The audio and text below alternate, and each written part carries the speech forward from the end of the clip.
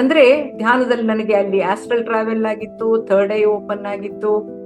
ಹಾಗಾಗಿ energy circulate ಆಗೋದು ಗೊತ್ತಾಗ್ತಾ ಇತ್ತು. ಇವ್ರು ಬರೀ ಉಸಿರು ನೋಡು ಅಂತಾರಲ್ಲ, ಈ ಉಸಿರು ನೋಡೋ ಧ್ಯಾನದಿಂದ ಈ ಫಿಸಿಕಲ್ ಲೆವೆಲ್ ಅಲ್ಲಿ ಇರೋ ಪ್ರಾಬ್ಲಮ್ ವಾಸಿ ಆಗುತ್ತಾ ಅಂತ ನನ್ನ ಒಂದು ಬೇಸಿಕ್ ಕ್ವೆಶ್ಚನ್ ಆಗಿತ್ತು. ಪತ್ರಿ ಸರ್ ಕೋಪ ಬಂತು, ಇಡಿಯಟ್ ಹೇಳಿದ ಪ್ರಶ್ನೆನೆ ಕೇಳ್ತಾ ಇರಬೇಡ, ಹೋಗ್ ಮೊದ್ಲಿಗೆ ಧ್ಯಾನ ಮಾಡು ಅಂತ ಜೋರಾಗಿ ಕಿರ್ಚ್ಕೊಂಡ್ಬಿಟ್ರು ಅವ್ರು. ಧ್ಯಾನಕ್ಕೆ ಹೋಗಿದ್ದೆ, ಅಲ್ಲೇನೋ ಎನರ್ಜಿ ಬರುತ್ತಂತೆ, ಅದೇನೋ ಹೇಳ್ತಾ ಇದ್ರು, ಉಸಿರು ನೋಡ್ಬೇಕಂತೆ ಎನರ್ಜಿ ಬರುತ್ತಂತೆ. ನಾನು ಊಟ ಮಾಡಲ್ಲ, ನಾನು ಅದೇ ಎನರ್ಜಿ ತಗೊಳ್ತೀನಿ. ಅದೇ ನಾನು ಬೇರೆ ಬೈದಿದ್ದಾರೆ ಅವರು.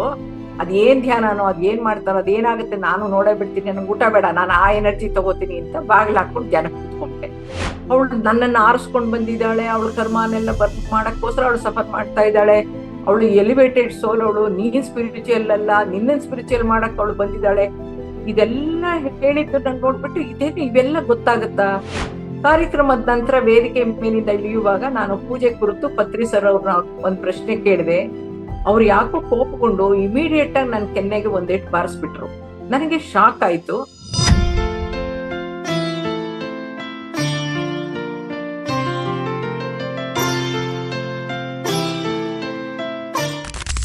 ಪತ್ರಿಜಿಯವರೊಂದಿಗೆ ಒಡನಾಟದಲ್ಲಿ ಆಧ್ಯಾತ್ಮಿಕ ಜ್ಞಾನಾನುಭವಗಳ ವಿನಿಮಯ ಯಾವ ರೀತಿಯಾಗಿತ್ತು ಮತ್ತು ಯಾವ ರೀತಿಯಲ್ಲಿ ಸಾಗಿತ್ತು? ನಿಮ್ಮ ಧ್ಯಾನಾಮೃತ ಸಂಚಿಕೆಯಲ್ಲಿ ಪೂಜೆಗೂ ಧ್ಯಾನಕ್ಕೂ ಇರೋ ವ್ಯತ್ಯಾಸವನ್ನ ಕುರಿತು ಓದಿದ್ದೀನಿ. ಅದು ಪತ್ರಿಜಿಯವರು ನಿಮಗೆ ಕೊಟ್ಟಂತ ಟಾಸ್ಕ್ ಅಂತ ಹೇಳಿದಿರಿ. ಯಾವಾಗ ಮತ್ತು ಎಂತ ಸಂದರ್ಭದಲ್ಲಿ ನಿಮಗೆ ಪತ್ರಿಜಿಯವರು ಆ ಟಾಸ್ಕ್ ಅನ್ನ ಕೊಟ್ಟರು? ಮೈಸೂರಿನಲ್ಲಿ ನಾದಬ್ರಹ್ಮ ಸಂಗೀತ ಸಭಾಭವನದಲ್ಲಿ 1997ನೇ ಇಸ್ವಿ ಕಾಣುತ್ತೆ, ಒಂದು ದಿನದ ಧ್ಯಾನ ಶಿಬಿರದಲ್ಲಿ ನಮ್ಮ ಸ್ನೇಹಿತರ ಒತ್ತಡದಿಂದ ಭಾಗವಹಿಸಲೇಬೇಕಾಗಿ ಬಂತು. ಇಷ್ಟ ಇರ್ಲಿಲ್ಲ ನನ್ಗೆ ಹೋಗಕ್ಕೆ, ಒಲ್ಲದ ಮನಸ್ಸಿನಿಂದ ಅದರಲ್ಲಿ ಭಾಗವಹಿಸಿದ್ರು. ಅಂದಿನ ಅತೀಂದ್ರಿಯ ಧ್ಯಾನಾನುಭವ ನನ್ನನ್ನ ಹೊಸ ಆಧ್ಯಾತ್ಮಿಕ ಆಯಾಮಕ್ಕೆ ಕರ್ಕೊಂಡು ಹೋಗಿತ್ತು. ಅಂದ್ರೆ ಧ್ಯಾನದಲ್ಲಿ ನನಗೆ ಅಲ್ಲಿ ಆಸ್ಟ್ರಲ್ ಟ್ರಾವೆಲ್ ಆಗಿತ್ತು, ಥರ್ಡ್ ಐ ಓಪನ್ ಆಗಿತ್ತು. ಹಾಗಾಗಿ ಎನರ್ಜಿ ಸರ್ಕ್ಯುಲೇಟ್ ಆಗೋದು ಗೊತ್ತಾಗ್ತಾ ಇತ್ತು. ಹಾಗಾಗಿ ನನಗೆ ಇದು ಎಲ್ಲ ಬರೀ ಥಿಯರಿ ಓದಿದ್ದೆ. ಕಾಸ್ಮಿಕ್ ಹೀಲಿಂಗ್ 4 ಡಿಗ್ರಿ ಕಲ್ತಿದ್ರಲ್ಲಿ ಎಲ್ಲ ಥಿಯರಿ ಓದಿದ್ದೆ, ಆದ್ರೆ ಪ್ರಾತ್ಯಕ್ಷಿಕೆಯಾಗಿ ನನಗೆ ಅನುಭವ ಆಗಿರ್ಲಿಲ್ಲ.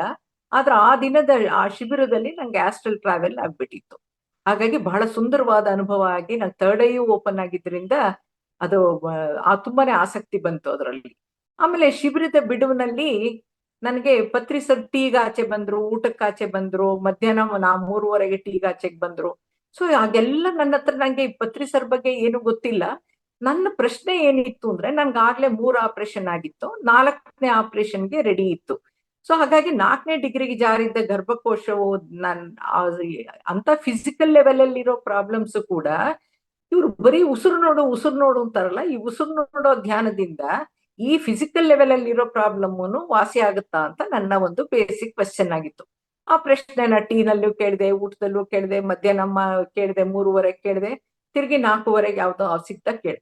ಆಗ ಪದೇ ಪದೇ ಕೇಳಿದ್ ನೋಡಿ ಪತ್ರಿ ಸರ್ ಕೋಪ ಬಂತು, ಇಡಿಯಟ್ ಹೇಳಿದ ಪ್ರಶ್ನೆನೆ ಕೇಳ್ತಾ ಇರಬೇಡ, ಹೋಗ್ ಮೊದ್ಲಿಗೆ ಧ್ಯಾನ ಮಾಡು ಅಂತ ಜೋರಾಗಿ ಕಿರ್ಚ್ಕೊಂಡ್ಬಿಟ್ರು ಅವರು. ಇದು ಅವರ ಮೊದಲ ಒಡನಾಟ, ಪ್ರಾರಂಭಿಕ ಸಂಭಾಷಣೆ ಇದು.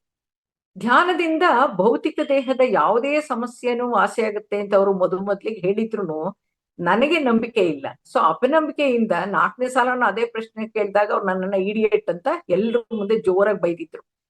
ನನ್ನನ್ನ ಇಡಿಯಟ್ ಅಂತ ಬೈದಿದಾರಲ್ಲ, ನಾನು ಧ್ಯಾನ ಮಾಡಿ ನೋಡೇ ಬಿಡ್ತೀನಿ ಅಂತ ಅಂದಿನಿಂದಾನೇ ಧ್ಯಾನದಲ್ಲಿ ತೊಡಗಿತ್ತು, ಛಲದಿಂದ, ಅವ್ರ ಮೇಲಿಂದ ಕೋಪದಿಂದ.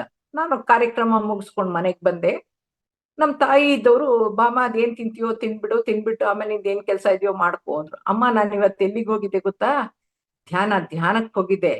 ಅಲ್ಲೇನೋ ಎನರ್ಜಿ ಬರುತ್ತಂತೆ, ಅದೇನೋ ಹೇಳ್ತಾ ಇದ್ರು, ಉಸಿರು ನೋಡ್ಬೇಕಂತೆ ಎನರ್ಜಿ ಬರುತ್ತಂತೆ. ನಾನು ಊಟ ಮಾಡಲ್ಲ, ನಾನು ಅದೇ ಎನರ್ಜಿ ತಗೊಳ್ತೀನಿ. ಅದೇ ನಾನು ಬೇರೆ ಬೈದಿದ್ದಾರೆ ಅವರು. ಅದೇನ್ ಧ್ಯಾನನೋ, ಅದೇನ್ ಮಾಡ್ತಾರೋ, ಅದೇನಾಗುತ್ತೆ ನಾನು ನೋಡೇ ಬಿಡ್ತೀನಿ, ನನಗೆ ಊಟ ಬೇಡ, ನಾನು ಆ ಎನರ್ಜಿ ತಗೋತೀನಿ ಅಂತ ಬಾಗಿಲು ಹಾಕೊಂಡು ಧ್ಯಾನಕ್ಕೆ ಕೂತ್ಕೊಂಡೆ. ಆ ಕ್ಷಣದಲ್ಲೇ ಆಸ್ಟ್ರಲ್ ಪ್ರೊಜೆಕ್ಷನ್ ಆಗೋಯ್ತು ನನಗೆ. ಅವ್ರೇನ್ ಎನರ್ಜಿ ಚಕ್ರಗಳು ಅಂತ ಏನ್ ಹೇಳ್ತಾ ಇದ್ರು, ಎನರ್ಜಿ ಬರುತ್ತೆ, ಏನಾಗುತ್ತೆ ಅನುಭವ ಅಂತ ಹೇಳ್ತಿರೋ, ಅದೆಲ್ಲ ನನ್ ಕಣ್ಣಿಗೆ ಕಾಣಿಸ್ತಾ ಇತ್ತು. ಹಾಗಾಗಿ ನನಗೆ ಕಣ್ಣನ್ ಚಿಕ್ಕದಾಗಿ ಬಿಟ್ಬಿಟ್ಟು ನೋಡ್ದೆ ನಾನು. ಇದೇ ನನ್ನ ಭ್ರಮೇನ ಅಥವಾ ಏನು ಅಂತ ನೋಡಿದ್ರೆ ನಂದೇ ಒಂದು ತದ್ರೂಪ ಎದುರುಗಡೆ ಇದೆ. ಹಾಗಾಗಿ ನನಗೆ ದೇಹದಲ್ಲಿ ಏನ್ ಅನುಭವ ಆಗ್ತಾ ಇದೆಯೋ ಆ ಅನುಭವ ನಂಗೆ ವಿಡಿಯೋ ಎದುರುಗಡೆ ಕಾಣಿಸ್ತಾ ಇತ್ತು. ಅದನ್ನ ನೋಡಿದ್ಮೇಲೆ ಆವತ್ತು ನಂಗೆ ಅನ್ನಿಸ್ತು, ಈ ಧ್ಯಾನದಲ್ಲಿ ಏನೋ ವಿಶೇಷತೆ ಇದೆ, ಏನು ಅಂತ ತಿಳ್ಕೊಳ್ಳೋಣ.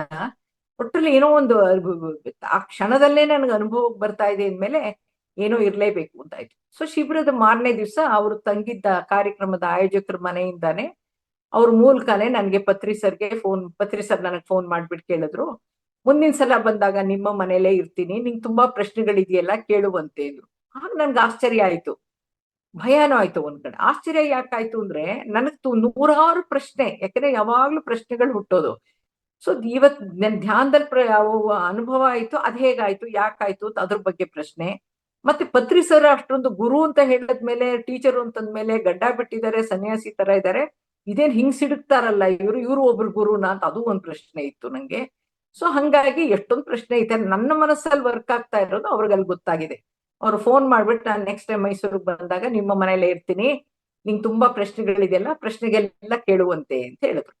ಸರಿ, ಅವರು ಮುಂದಿನ ತಿಂಗಳು ಪ್ರತಿ ತಿಂಗಳು ಬರಕ್ ಶುರು ಮಾಡಿದ್ರು ಮೈಸೂರಲ್ಲಿ ಪರಿಚಯ ಆದ್ಮೇಲೆ. ಬಂದಾಗ ನಮ್ಮ ಮನೆಗ್ ಬಂದ್ರು, ನಮ್ಮ ಕುಟುಂಬದ ಸದಸ್ಯರನ್ನೆಲ್ಲಾನು ಪರಿಚಯ ಮಾಡ್ಸೋಣ ಅಂತ ಹೋದೆ.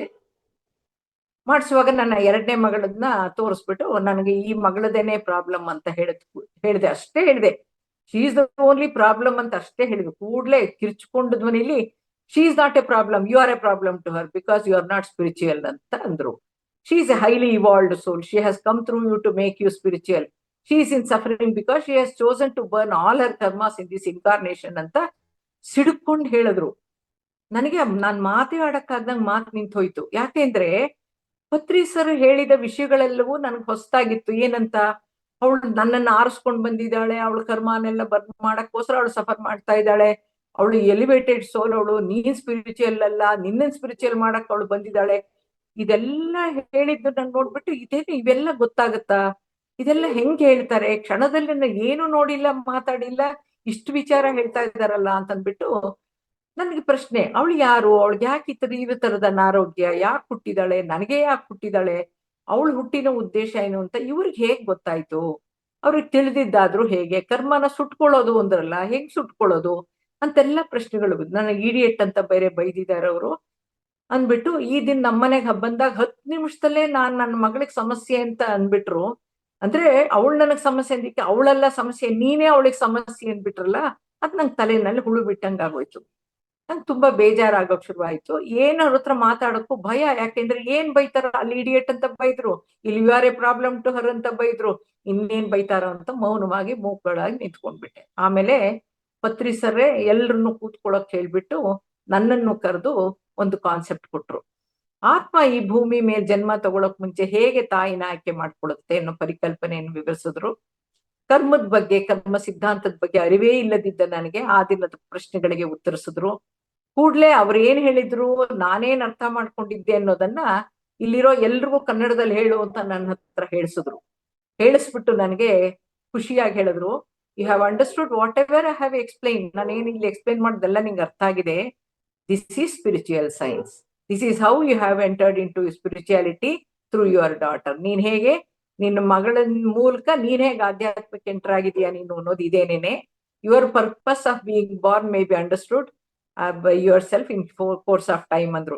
ನೀನ್ ಯಾಕೆ ಹುಟ್ಟಿದೀಯಾ, ಅವಳು ಯಾಕೆ ಹುಟ್ಟಿದಾಳೆ ಅಂತ ಆಯ್ತಲ್ಲ, ನೀನ್ ಯಾಕೆ ಹುಟ್ಟಿದೀಯಾ ಅನ್ನೋದು ನಿನಗೆ ಅರ್ಥ ಆಗುತ್ತೆ ನಿಧಾನಕ್ಕೆ ಅಂತ ಹೇಳಿದ್ರು. ಹೀಗೆ ನನ್ನ ನೂರಾರು ಪ್ರಶ್ನೆಗಳಿಗೆ ಉತ್ತರ ಕೊಡ್ತಾ ಹೊಸ ಹೊಸ ಆಧ್ಯಾತ್ಮಿಕ ಪರಿಕಲ್ಪನೆಗಳನ್ನ ಪರಿಚಯಿಸ್ತಾ ಬಂದ್ರು. ಪ್ರತಿ ಸಲ ಬಂದಾಗ ಒಂದೊಂದು ಹೊಸ ಕಾನ್ಸೆಪ್ಟ್ ಹೇಳ್ತಾ ಇದ್ರು, ಹೊಸ ಟಾಸ್ಕ್ ಕೊಟ್ಟು ಹೋಗ್ತಾ ಇದ್ರು.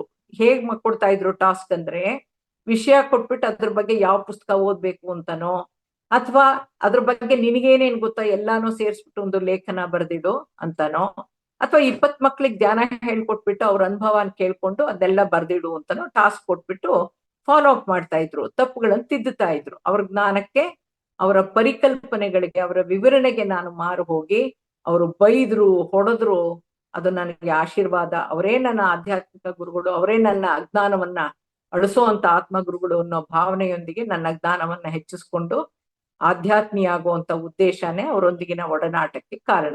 ಕ್ರಮೇಣ ಏನಾಯ್ತು ಅಂದ್ರೆ, ಪತ್ರಿಜಿಯವರು ಆಂಗ್ಲ ಭಾಷೆಯಲ್ಲಿ ಇರ್ತಿದ್ದ ಅವರ ಉಪನ್ಯಾಸವನ್ನ 1999ರಿಂದ 2004 ಇಸ್ವಿವರೆಗೂ ಕರ್ನಾಟಕದ ಹಲವಾರು ಸ್ಥಳಗಳಲ್ಲಿ ಧ್ಯಾನ ಪ್ರಚಾರ ಕಾರ್ಯಕ್ರಮಗಳಲ್ಲಿ ವೇದಿಕೆ ಮೇಲೇನೆ ಆಗಿಂದಾಗ್ಲೇ ಕನ್ನಡಕ್ಕೆ ತರ್ಜುಮೆ ಮಾಡಕ್ಕೆ ನನ್ನನ್ನ ಪತ್ರಿ ಸರ್ ಹೇಳ್ತಾ ಇದ್ರು. ಯಾಕೆಂದ್ರೆ ನಾನು ನನ್ನ ಹುಟ್ಟಿನ ಉದ್ದೇಶವನ್ನ ಪಿರಮಿಡ್ ಅಲ್ಲಿ ಧ್ಯಾನದಲ್ಲಿ ತಿಳ್ಕೊಂಡ ತಕ್ಷಣ ನಾನು ಬ್ಯಾಂಕ್ ಇಂದ ರಿಸೈನ್ ಮಾಡ್ಬಿಟ್ಟೆ. 2001ನೇ ಇಸ್ವಿಗೆ ಬ್ಯಾಂಕ್ ಇಂದ ರಿಸೈನ್ ಮಾಡ್ಬಿಟ್ಟೆ. ಹಾಗಾಗಿ ವಾಲಂಟರಿ ರಿಟೈರ್ಮೆಂಟ್ ತಗೊಂಡೆ. ಹಾಗಾಗಿ ಪತ್ರಿ ಸರ್ ಫ್ರೀ ಆಗಿರ್ತೀಯಲ್ಲ, ಎಲ್ಲಿ ಪ್ರೋಗ್ರಾಮ್ ಅಂತ ತಿಳಿಸ್ತೀನಿ, ಅಲ್ಲಿಗೆ ನೀನ್ ಬಂದು ಟ್ರಾನ್ಸ್ಲೇಷನ್ ಬರ್ಬೇಕು ಅಂತ ಹೇಳಿದ್ರು. ಅದೇ ತರ ನಾನು ಹೋಗಿ ಅನುವಾದ ಮಾಡ್ತಿದ್ದೆ. ಆವಾಗ ತುಂಬಾ ಭಯ ಆಗ್ತಿತ್ತು ನಂಗೆ. ಯಾಕಂದ್ರೆ ಫಸ್ಟ್ ಆಫ್ ಆಲ್ ನಾನು ಆಧ್ಯಾತ್ಮಿ ಅಲ್ಲ ಅಂತ ಬೈದಿದ್ದಾರೆ. ಈಗ ಅವರು ಮಾಡೋ ಆಧ್ಯಾತ್ಮಿಕ ಉಪನ್ಯಾಸಕ್ಕೆ ನಾನು ಇದನ್ನು ಕನ್ನಡದಲ್ಲಿ ಟ್ರಾನ್ಸ್ಲೇಷನ್ ಕೊಡ್ಬೇಕು ಅಂದ್ರೆ, ಒಂದ್ ಕಡೆ ಆಧ್ಯಾತ್ಮ ಗೊತ್ತಿಲ್ಲ, ಒಂದ್ ಕಡೆ ತೆಲುಗು ತುಂಬಾ ಚೆನ್ನಾಗಿ ಅರ್ಥ ಆಗಲ್ಲ, ಇಂಗ್ಲಿಷ್ ಅಲ್ಲಿ ಹೇಳ್ತಾರೆ, ಅದಕ್ಕೆ ಆ ಕ್ಷಣ ಮಾತ್ರದಲ್ಲಿ ಟ್ರಾನ್ಸ್ಲೇಟ್ ಮಾಡಕ್ ನನ್ಗೆ ವೊಕ್ಯಾಬ್ಯುಲರಿ ಬರುತ್ತೋ ಇಲ್ವೋ ಗೊತ್ತಿಲ್ಲ. ಮತ್ತೆ ಅವ್ರ ಸಂಸ್ಕೃತದ ಭಗವದ್ಗೀತೆ ಶ್ಲೋಕಗಳನ್ನ ಅಲ್ಲಲ್ಲೇ ಹೇಳ್ತಾ ಇದ್ರು.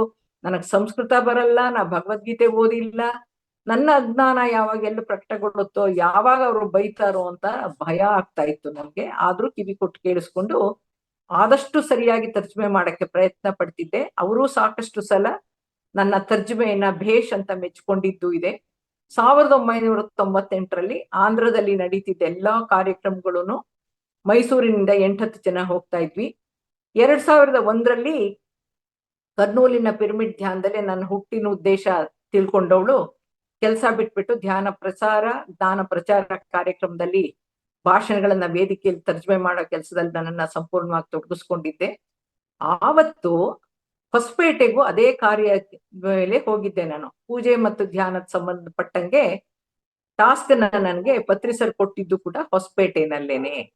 ಅವತ್ತೇನಾಯ್ತು ಹೊಸಪೇಟೆನಲ್ಲಿ ಅಂದ್ರೆ, ಅವತ್ತಿನ ಕಾರ್ಯಕ್ರಮದಲ್ಲಿ ಹೊಸಪೇಟೆಯಲ್ಲಿ ಹಿರಿಯರಾಗಿದ್ದಂತ ಶ್ರೀಯುತ ಭೀಮರಾಮ್ ಅಂತನೋ ಭೀಮಸೇನ್ ರಾವ್ ಅಂತ ಕಾಣುತ್ತೆ, ಅವರು ಕೂಡ ಆ ವೇದಿಕೆಯಲ್ಲಿ ಅಂದಿನ ಕಾರ್ಯಕ್ರಮದಲ್ಲಿ ಉಪಸ್ಥಿತರಿದ್ರು.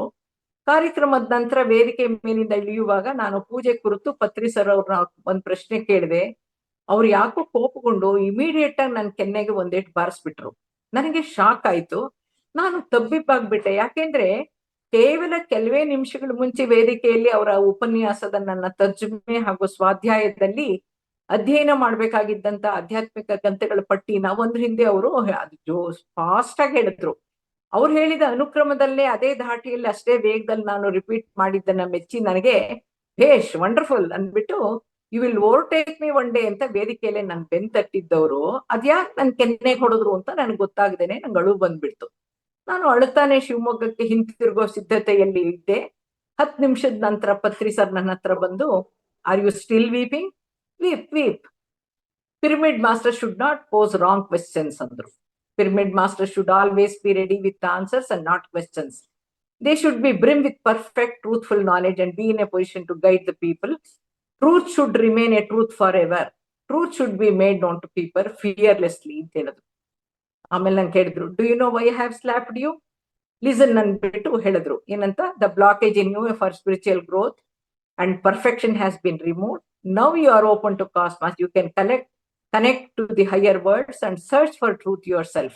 You can get connected to great masters and universe. I will now give you a task.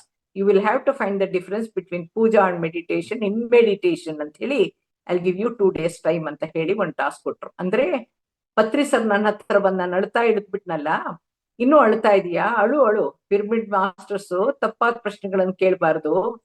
Pyramid masters ಏನಿದ್ರು ಸರಿಯಾದ ಸತ್ಯವಾದ ವಿಚಾರಗಳನ್ನ ಪರಿಪೂರ್ಣವಾಗಿ ತಿಳಿದು ಸೂಕ್ತವಾದ ಯುಕ್ತವಾದ ಸತ್ಯವಾದ ವಿಚಾರಗಳನ್ನ ನಿರ್ಭಯದಿಂದ ಘಂಟಾಘೋಷವಾಗಿ ತಿಳಿಸ್ಬೇಕು. ನಾನು ನಿನ್ನ ಕೆನ್ನೆಗೆ ಯಾಕೆ ಕೊಡದೆ ಅಂತ ಗೊತ್ತಾ? ಕೇಳಿಸ್ಕೊ. ನೀನು ಆಧ್ಯಾತ್ಮಿಕವಾಗಿ ಪರಿಪೂರ್ಣವಾಗಿ ಬೆಳೆಯಲಾಗದೆ ಇರೋ ಅಡಚಣೆಯನ್ನ ನಾನು ಈ ದಿನ ತೆಗೆದು ಹಾಕಿದ್ದೀನಿ. ಇವತ್ತಿಂದ ನಿನ್ನ ದಾರಿ ಸುಗಮವಾಗಿದೆ. ನೀನು ಇನ್ನು ಮುಂದೆ ಬ್ರಹ್ಮಾಂಡಕ್ಕೆ ತೆರೆದುಕೊಂಡಿರ್ತೀಯ. ಊರ್ಧ್ವ ಲೋಕದಲ್ಲಿರೋ ಮಾಸ್ಟರ್ಸ್ ನ ಸಂಪರ್ಕಿಸ್ಬೋದು. ಸತ್ಯ ಶೋಧನೆ ನೀನೇ ಮಾಡ್ಬೋದು. ನೀನೇ ಸತ್ಯವನ್ನು ತಿಳಿಬಹುದು, ಪರಿಪೂರ್ಣಲಾಗ್ಬೋದು. ಹಾಗಾಗಿ ನಿನಗೊಂದು ಟಾಸ್ಕ್ ಕೊಡ್ತಾ ಇದ್ದೀನಿ. 2 ದಿನದ ಕಾಲಾವಕಾಶನೂ ಕೊಡ್ತಾ ಇದ್ದೀನಿ. ನೀನು ಪೂಜೆ ಮತ್ತು ಧ್ಯಾನಕ್ಕೂ ಇರೋ ವ್ಯತ್ಯಾಸವನ್ನ ಧ್ಯಾನದಲ್ಲಿ ತಿಳಿದು ಒಂದು ಲೇಖನ ತಯಾರು ಮಾಡಿ ನನಗೆ ತಿಳಿಸ್ಬೇಕು. ಸತ್ಯ ಏನು ಅಂತ ನೀನೇ ತಿಳ್ಕೊ ಅಂತ ಸೂಚಿಸಿದ್ರು.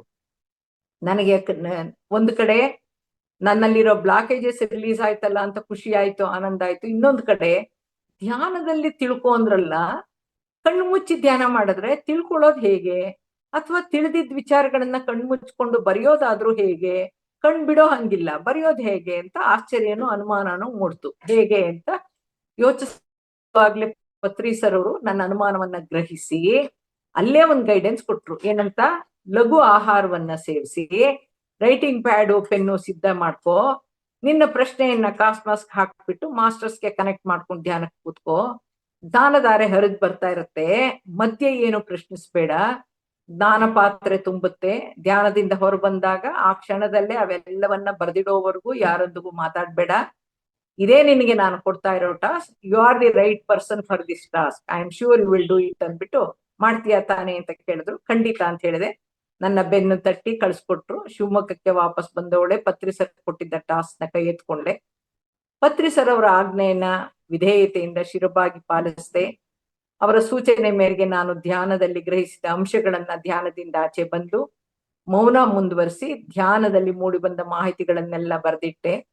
ಜೊತೆಗೆ ಪತ್ರಿ ಸರ್ ಅವರ ಉಪನ್ಯಾಸಗಳನ್ನ ತರ್ಜುಮೆ ಮಾಡ್ತಾ ಇದ್ದಾಗ ಗ್ರಹಿಸಿದ ಅಂಶಗಳನ್ನ ಅವರ ತೆಲುಗಿನಲ್ಲಿರೋ ಆನಾಪಾನಸತಿ ಧ್ಯಾನ ಲೇಖನದ ಸಾರಾಂಶಗಳನ್ನ ಆಧರಿಸಿ ಹಾಗೂ ನನ್ನ ಜೀವನ ಅನುಭವದಲ್ಲಿ ನನ್ನ ತಿಳುವಳಿಕೆಯಲ್ಲಿ ಪೂಜೆ ಮತ್ತು ಧ್ಯಾನ ಕುರಿತು ನಾನು ಅರ್ಥೈಸಿರೋ ವಿಚಾರಗಳನ್ನ ಮೆಲುಕು ಹಾಕಿ ಹಾಗೂ ಸ್ವ ಇಚ್ಛೆಯಿಂದ, ಕುತೂಹಲದಿಂದ, ಜ್ಞಾನ ತೃಷೆಯಿಂದ ಸ್ವಾಧ್ಯಾಯದ ಮೂಲಕ ಗ್ರಂಥಗಳನ್ನ ಆಧರಿಸಿ ಸಂಗ್ರಹಿಸಿದ ಮಾಹಿತಿಗಳನ್ನು ಸೇರಿಸಿ ಕ್ರೋಢೀಕರಿಸಿ ಸಿದ್ಧಪಡಿಸಿದ ಲೇಖನವನ್ನ ನನ್ನ ಗುರುಗಳಾದ ಪತ್ರಿ ಸರ್ ಅವರು ಕಳಿಸಿ ಅವರು ಕೊಟ್ಟಿದ್ದ ಟಾಸ್ಕ್ ಅನ್ನ ಕಂಪ್ಲೀಟ್ ಮಾಡಿದೆ.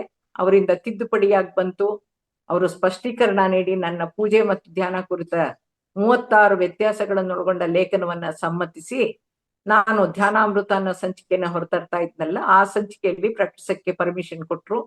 ಶಿವಮೊಗ್ಗದಲ್ಲಿ ಆಗಸ್ಟ್ 2001ರಲ್ಲಿ ಪತ್ರಿಜಿಯವರ ಸಾರಥ್ಯದಲ್ಲಿ ನಡೆದ ಧ್ಯಾನ ಮಹಾಯಜ್ಞದಲ್ಲಿ ಪತ್ರಿಜಿ ಅವರಿಂದಾನೇ ಬಿಡುಗಂಡಂತ ಧ್ಯಾನಾಮೃತ ಸಂಚಿಕೆಯಲ್ಲಿ ಪ್ರಕಟಿಸಕ್ಕಾಯ್ತು.